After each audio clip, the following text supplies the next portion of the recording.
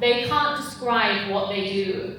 They talk about making content, talking about the products, the categories they're in, but what is it actually all laddering back up to? And we think that there is this common misconception on social.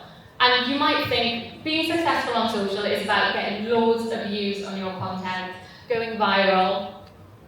But what is the point of that if nobody remembers it was you or your brand?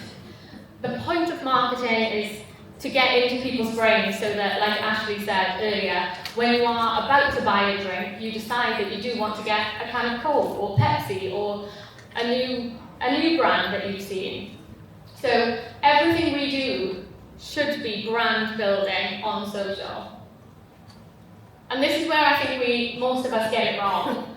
This is Judge Rinda, hence the guilty. There's a bit of a tenuous link there. But most brands are really guilty of getting impressions on social, but not making any impression on anybody. And there's three main things that we see happening. So brands are often so guilty of building the trend.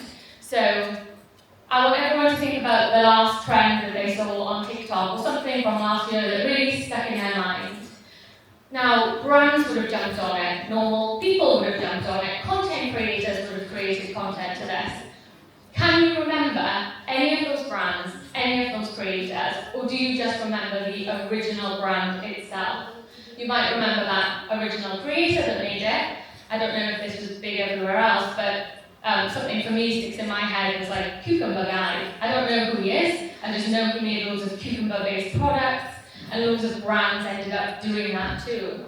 But I couldn't tell you who they were, or what message they wanted me to take away from that.